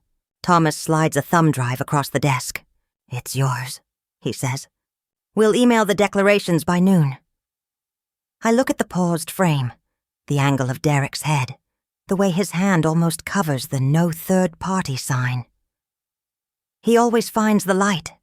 Today the light found him. On the way out in the glass foyer, we run into them. Jennifer in a sharp coat that looks borrowed from a better woman. Derek in his soft concern uniform. He actually startles when he sees me, then recovers with a smile for the lobby camera. What a coincidence, he says. No, Thomas says from behind us, voice flat. Appointments exist. Jennifer looks past us toward Thomas's office. We're here to clarify. You're here to leave, Thomas says. Unless your mother is with you. She is not. Jennifer's eyes flick to my pocket where the edge of the thumb drive shows. She connects dots and doesn't like the picture. We should talk privately, Mom, she says. This public dance helps no one. Then stop choreographing, I say. Derek tilts his head. Margaret, you're inflamed. Let's not escalate before court. Court is where escalation goes to die, I say. A customer enters behind them, and the doors whisper shut. The lobby feels like a rehearsal hall right before an audition. Jennifer lowers her voice to a pitch that used to work on me when she was 12. You really want this humiliating circus, she says, when we could settle. Limited guardianship just for finances. I don't even need full control. Read-only access. Transparency. We can call it support. We avoid headlines. You already went to the blogs? I say, with forged letters and past due notices from 2018. Her cheeks color. Derek stays buttery. Any errors were good faith confusion. He says, our goal is safety. I look at Thomas. He looks back with cedar in his eyes. Mrs. Hayes, he says, loud enough for the lobby mic. If anyone attempts to add themselves or obtain statements without you present, we will call Riverside PD. We will also provide the court with all relevant footage. Thank you, I say. Jennifer's jaw flexes. You're embarrassing yourself, she says, parading around with a fountain pen and church props. Props become proofs when you handle them right, I say. You're about to learn the difference. We leave them under the camera. The glass doors sigh closed like relief. Back at Daniel's, we build a little theater. He sets the document camera over the conference table. Cardstock on one side, forged PDF on the other. He has me sign 3 more times. We film the front, then the back, where the grooves lift like small mountains. He is so calm, it feels like weather. Now the pressure demo, he says. He gives me a ballpoint. Sign the same. Press as you always do. I do. Even with a cheap pen, the groove rises. He films my hand. Then the reverse. And now, he says, a little science. He pulls out a small desk lamp and angles it low so the light rakes across the paper. The grooves cast tiny shadows. On the fake, the surface is flat as paint. Judges like shadows, he says. They make truth visible. He prints a still of the 2 signatures side by side under the raking light. He labels them genuine, reverse valleys, and forgery. Reverse flat, he smiles. I could almost teach an evidence class with this. My phone buzzes. A number I don't know that's already familiar. The clerk's office, I answer. Mrs. Hayes, courtroom 7 moved your hearing to 8:30 a.m. Judge Markham has a packed docket. Thank you, I say. I'll be there. Daniel hears and nods. Earlier is better. Less time for their PR machine. We eat quick sandwiches in the conference room because food makes you less theatrical. He lays our stack in trial order. Exhibit A, my sworn declaration. B, welfare visit letter. No impairment observed. C, bank note declining access addition plus extra verification. D, clip of Derek's don't mention the bank. E, trust clause. 2 independent physicians required. No contest clause. F, restricted donation receipt. Sextant. G, the blog leak. Printed and marked with telltales. H, bank lobby video. Derek coaching the teller. Affidavit from Thomas and the teller. I, signature topography demo. Front back stills plus live card. J, timeline page. $50,000 ask. $500,000 ask. Variance. He taps the last page. Numbers are your spine, he says. Simplicity wins. At 4, we take a walk. 5 blocks, brisk, silent. Riverside smells like wood smoke and cold metal. When we loop back, my phone lights up with 3 missed calls from Jennifer and 1 from an unlisted number. A text follows. Slick as oil. Let's be adults. 7 p.m. at Riverside Community Bank parking lot. Mediated chat. Stephen will be there. Leave props at home. Daniel reads over my shoulder. She wants a corner with no microphones, he says. You're not going. I'm not, I say. But Stephen might. He's already dialing. Stephen, do not meet them in a parking lot, he says into the phone. If they ask, send them to me. Tomorrow we do this in the light, he listens. Good. Also check your inbox. You're a witness now. We drive to the bank anyway. Not to meet, but to pick up the signed teller affidavit. Thomas hands it to Daniel through the vestibule slot and taps the glass. Good luck. Written backward for us to read.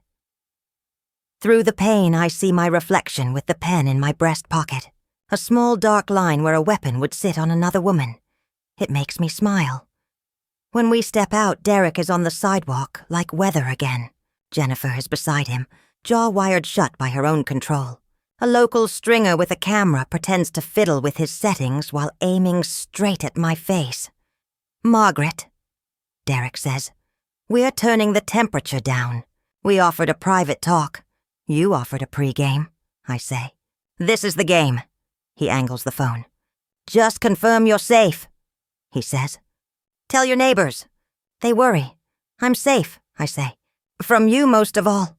He laughs. "Say that again," he says. "Slower." Daniel steps forward, voice like steel under velvet. "Any footage taken today will be played tomorrow, next to bank lobby video of you coaching a teller." He says, "You're not good at picking cameras." The stringer blinks. Derek's smile twitches. Jennifer looks at Daniel like she's just realized he's not a supporting character in her story. "See you at 8:30, Daniel says. And we walk. At home, the light drops fast. Pat texts, "Porch light out across the street. If anyone messes with yours, I'm on it." I flip mine on anyway. The brass fixture throws a steady circle, same as the restaurant's lamp before everything tipped. I like circles. They make rooms honest. I lay out tomorrow's clothes. Dark jacket, clean blouse. The one Robert liked because the cuffs behaved. I put the fountain pen by my keys. I print one more copy of the trust clause and slide it into the slim folder. I check the porch camera. The stray cat has chosen a different mat tonight. At 7:30, my phone lights with an unknown number. I let it go, then listen to the voicemail, because I believe in knowing the shape of the storm. "Mrs. Hayes," Lisa says, smooth as ever. "One last courtesy. If you stipulate to limited guardianship before 8 a.m., statements access, weekly welfare check, appraisal order, we can avoid an ugly morning. I'll draft something simple. Think it over." I text Daniel Lisa's olive branch. Thorns attached. He replies, "Good.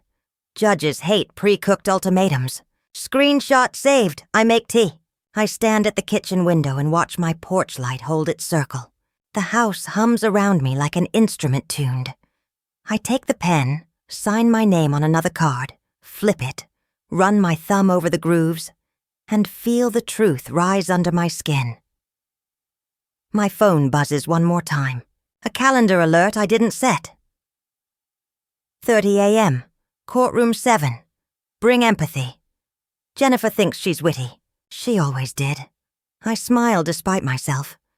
I turn off the kitchen light and leave the porch light on. Upstairs, the suit waits on its hanger. Downstairs, the folder waits on the table.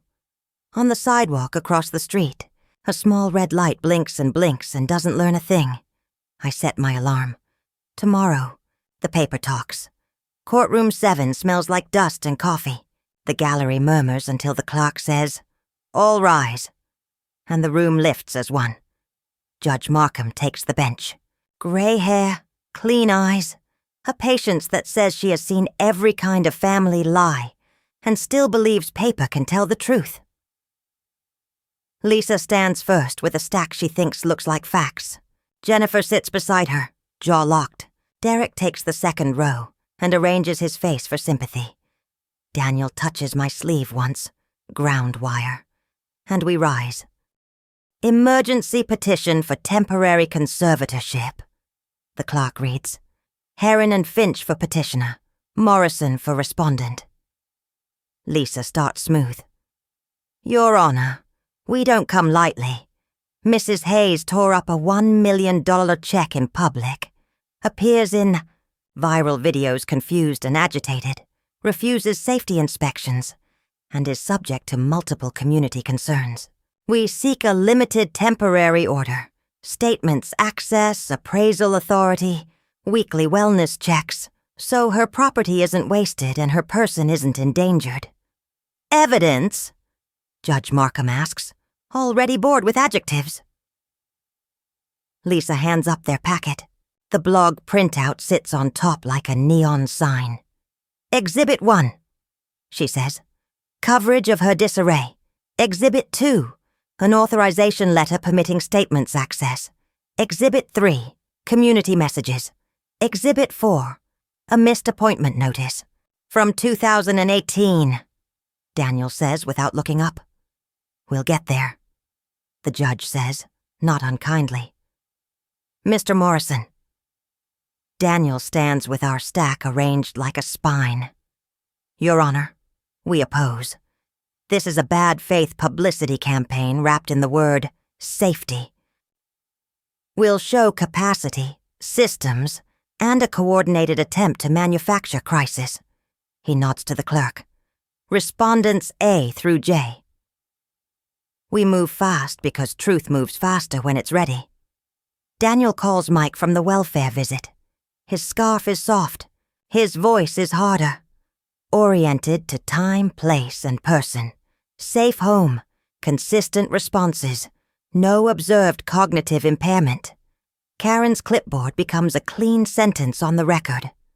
Thomas takes the stand next with Cedar in his vowels. Attempted access addition declined. Extra verification enabled. Welfare call. Through an off-site line. And we obtain this. He nods to the bailiff, who wheels in a small monitor like it's 2003. The lobby video plays. Derek's careful lean. The coaching. The push toward a template. The sign that says no third-party access. Sitting in frame like a quiet witness. Lisa objects.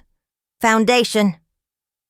Certified chain of custody, Thomas says, holding up his affidavit. The judge scans, nods. Overruled. Derek looks down. Jennifer stares at the table as if the wood might explain itself. Daniel slides the welfare letter to the clerk. Then the trust clause. 2 independent physicians required. No contest language humming like a thin blade. Then the restricted donation receipt. Reverend Mills's simple handwriting glows under the fluorescence. No sale, no loan. The judge's mouth does a small private thing at that one. Approval or memory. Now signatures, Daniel says, and the room leans in because it senses theater. He places my cardstock under the document camera. Mrs. Hayes, please sign your name as you always do. I write Margaret Hayes. He flips the card. The grooves rise on the reverse like tiny hills. Observe the pressure valleys, he says. On the counterfeit, there are none. The forged authorization goes under the lens, flat as paint. He rakes the desk lamp across both. Light catches topography on the real, skates across the fake. The judge leans forward. She doesn't smile, but her eyes do. Also notice British date format and a bank logo retired last winter. Daniel adds, Petitioner's Exhibit 2 isn't just unauthenticated, it's sloppy. Lisa objects to the adjective. The judge sustains the substance and calls it inaccurate. The gallery exhales something like a laugh and swallows it. Respondent, the judge says to me, tell me about the restaurant. I brought a check when my daughter said her work was her life, I say, a thing that waits for a decision. Then I saw her methods, bank calls, camera whispers. I tore up the check to make the decision clean. Lisa pounces. You admit volatility. I admit clarity, I say. Banks don't honor checks that never existed. Daniel touches the last tab. G, the blog. And when their PR machine ran overnight, he says, we captured it. He notes the past due notice featuring a font the utility retired in 2018. The judge glances at the year and lifts one eyebrow. Judicial for seriously. Lisa shifts tactics. Your Honor, even if you buy these theatrics, there's something the other side hasn't told you. Mrs. Hayes has exhibited confusion about amounts. $50,000 versus $500,000. She asked her daughter to repeat numbers like a grade school teacher. That's not clarity. That's decline. Daniel looks at me. I could let him swat it away. Instead, I stand. The hard thing is the true thing, and the room needs it. Your Honor, I say, I have a private medical condition. Not dementia, not cognitive. Hearing. I take a folded paper from the folder. Dr. Shaw's audiology report. Moderate high-frequency hearing loss in the right ear. Background noise. Restaurants. Makes numbers smear. So I require important figures spoken slowly and twice. I meet the judge's eyes. That's why I said, say the number out loud. Not confusion. System.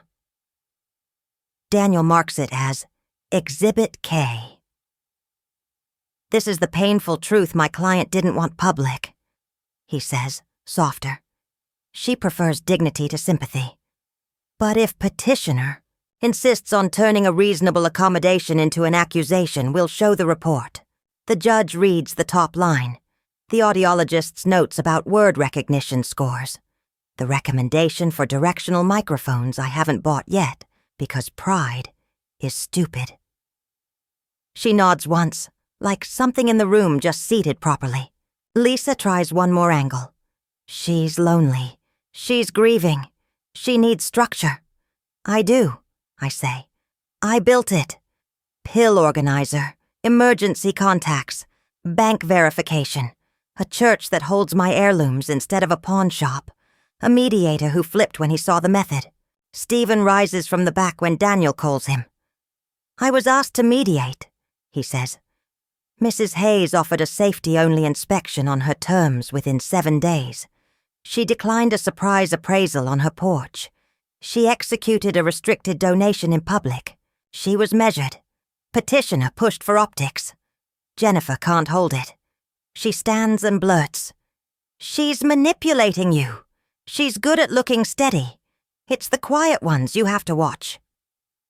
Sit down, Miss Hayes, the judge says, not looking at her. Jennifer sits, red rising. Daniel closes with no flourish. Your Honor, capacity is not perfection. It's systems under stress. Petitioner hasn't met the burden for an emergency order. What we do have are forged letters, coached bank attempts, and a PR drumbeat to soften the ground for a grab.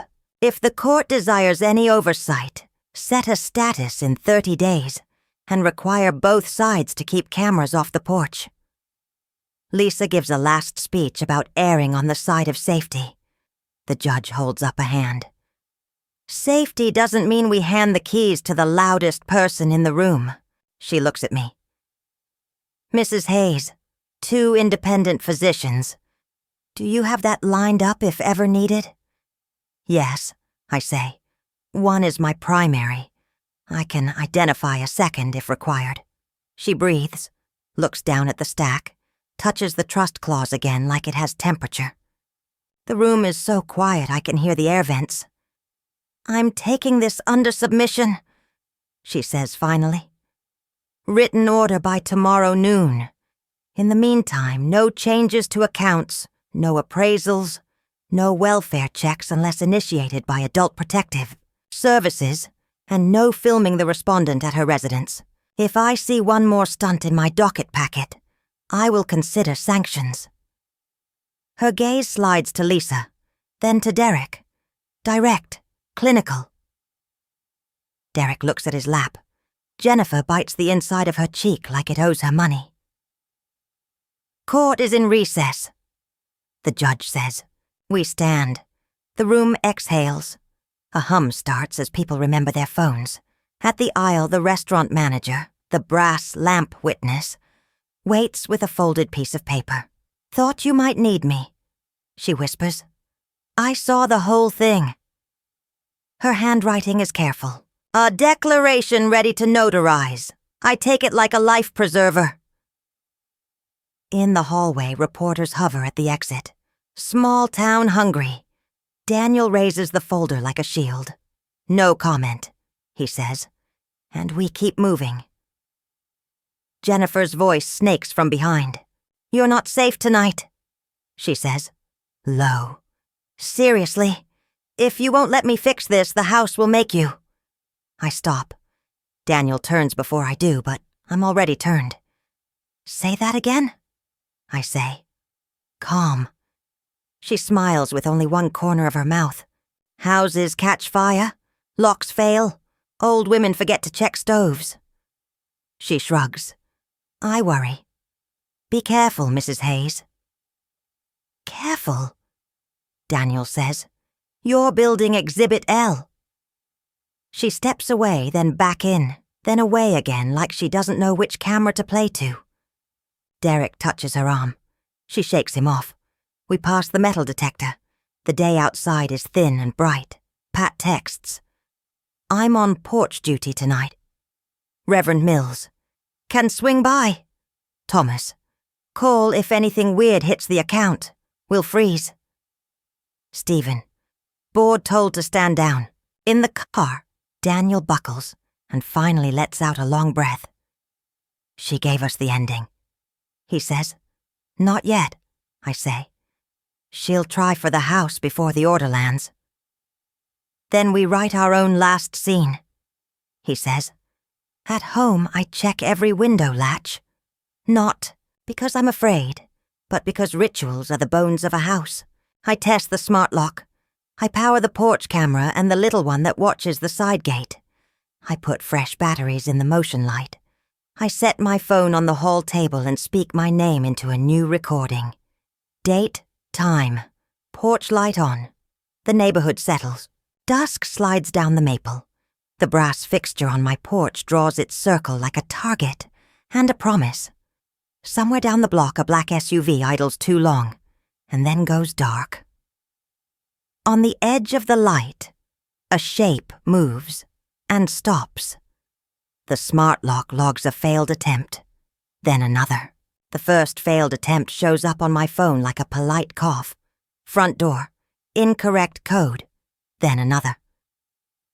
Then the motion light wakes and throws a brighter circle across the porch rail. I stand in the hallway where the floorboards don't creak. The house holds its breath with me. A second ping. Side gate opened. A third.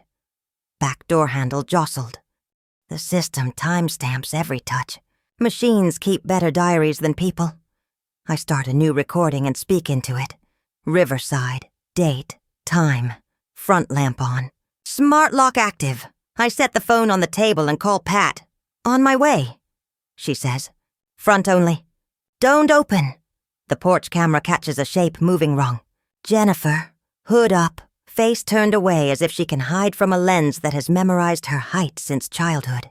She reaches for the camera, thinks better, and slips to the side. Another shape hangs back by the curb. Derek. No red dot this time. No live caption. Just a phone at chest height, and the nervous energy of someone who hears a door closing on a story he thought he authored. I dial the non-emergency number. Possible attempted entry, I say. Front and back. I am safe inside. The dispatcher's voice is a calm metronome.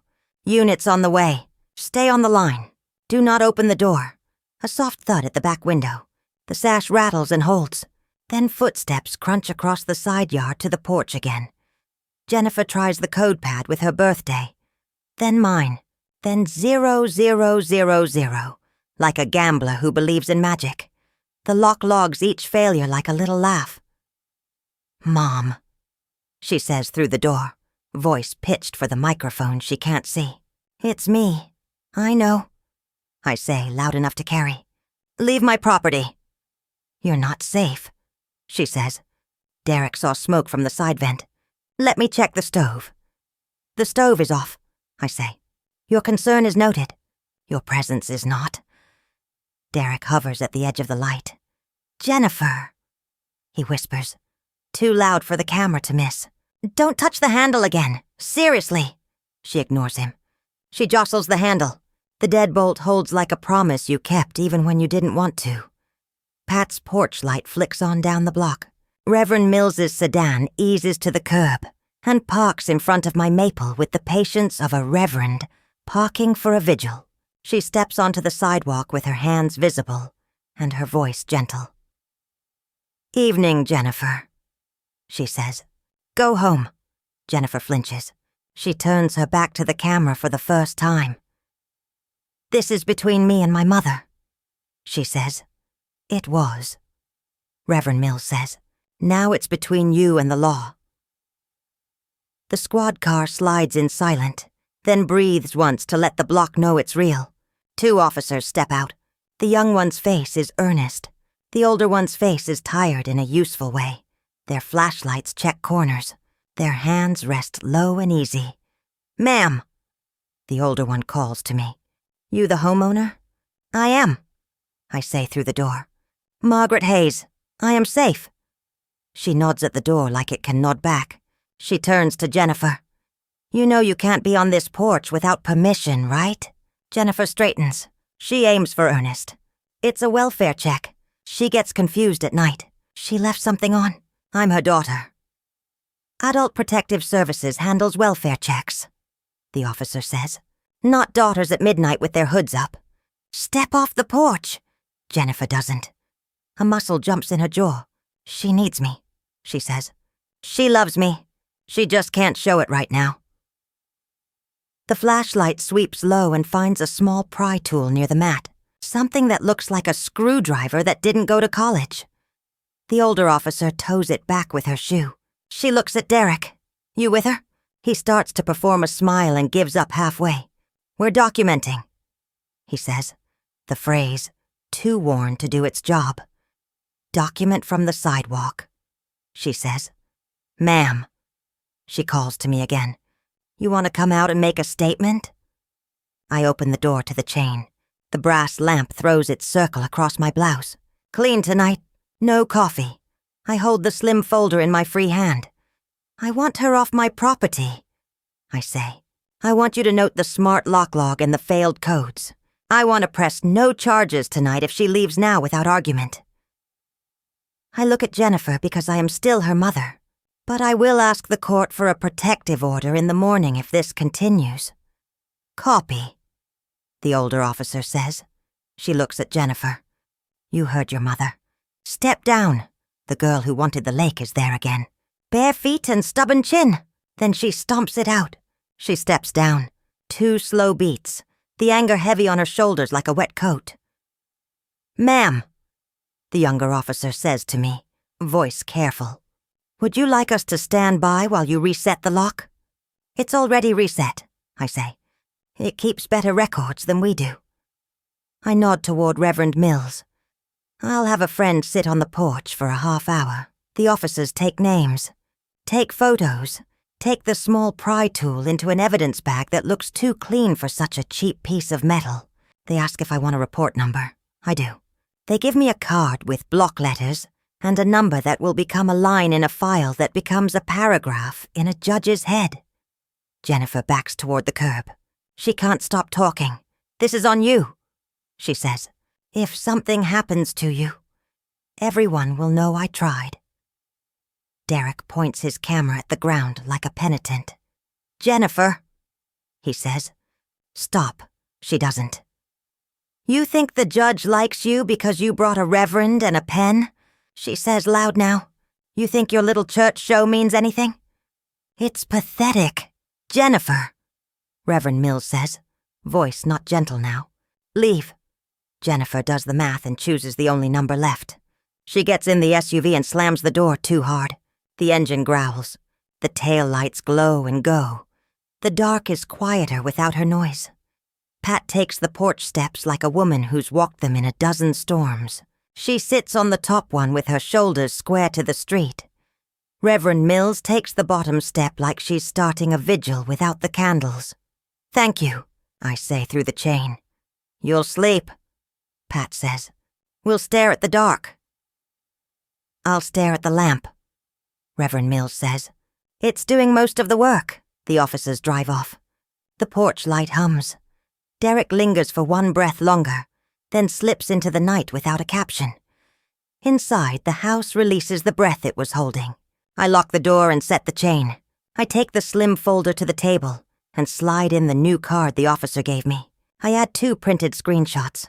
Incorrect code 3-1. Side gate opened. 2342. The file grows heavier by the ounce. I sleep with my phone on the nightstand and my hearing. Aid case open like a small white oyster. When I wake, it is to a text from Daniel Order posted. "Come read it in the light. His office is sun and wood again. The bowl of green apples hasn't moved. He has printed the judge's order on paper that feels like it believes in itself. We read it together. Petition denied. No conservatorship established. No appraisal or property inspection absent respondent's consent. No third-party account access or contact with Riverside Community Bank absent respondent present with ID. No filming of respondent at her residence by petitioner or agents. Protective order. Petitioner shall not come within 100 feet of respondent's home or person, absent written invitation. Sanctions reserved. Briefing set in 14 days concerning petitioner's submission of unauthenticated materials and extrajudicial publicity. Status conference in 30 days for capacity check-in at respondent's option. At the bottom, in the judge's careful script, a line that isn't required, but is earned. Capacity is not a performance. It is a pattern. Daniel leans back. She wrote you a sentence. She wrote me offense, I say. We file the police report number.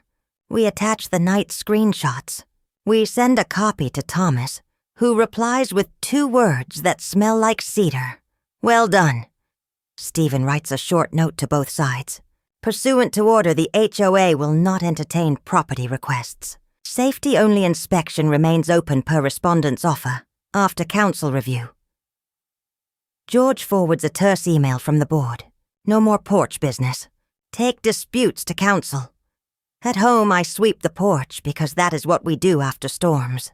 The brass lamp is off in daylight. The circle is in my head now. Pat stops by with coffee and a grin. Reverend Mills texts a photo. The sextant already labeled on a neat card in a quiet glass case. It was always a compass, she writes. Now it points for others too. Around noon, a knock. Not sharp, not sneaky. I check the camera anyway. The restaurant manager stands there with a folded paper and a look that says she hasn't done this before, but intends to do it right. I open the door. I typed it, she says, handing me the page. What I saw. The coffee, the check, the way you spoke. My boss signed it too. We printed the shift log. The hosts will sign if you need. I read it on the porch because some papers deserve sunlight. Her handwriting is careful. Her sentences are short. Her respect is a quiet drum. Thank you, I say. You turned a messy night into a straight line. She shrugs. You paid for your soup, she says. You looked more steady than most people who come through at dinner. When she leaves, the porch looks larger. I sit inside at the piano bench with the slim folder on my lap. The house hums like an instrument in tune. I take the fountain pen out of my jacket and sign my name on a blank card. Slow. I flip it and feel the grooves with my thumb. They rise under the skin. A private relief map you can read in the dark. I take one last sheet from the folder. A letter I wrote with Daniel and didn't send. I love you. Your methods are violent. If you want to help me, do it in the open, with counsel. I add a line. If you want to come back to my porch, ask. If you want a future with me in it, stop using the past as a weapon. I sign it, then slide it back into paper walls. Not mailed. Not torn. A possibility folded like a spare map. Evening comes clear and gold. I turn on the brass lamp. The circle returns to the porch and holds. The maple shivers once and then rests. A girl on a scooter skids past and looks up to see if I will wave. I do. She waves back, surprised. The phone vibrates. A new message from a number I know all the way to the bone. I got the order. Jennifer writes. I'm not allowed near the house. Fine. You win for now. A pause, then another. I don't understand you. I stare at the text until the letters go soft. Then I type, I know. I hope you learn. I won't move the fence for your convenience. I will open the gate when you stop breaking hinges. I do not hit send. Not yet. Instead, I do what I've done since the first night I owned this threshold. I step to the doorway. I check the lock. I check the light. I stand in the clean circle and breathe. The blouse is clean. The voice is calm. The house is mine. And when the night gathers itself and lays down, It finds me where I said I would be, with the porch light steady, the door firm, and my name pressed into the page deep enough to read from the other side.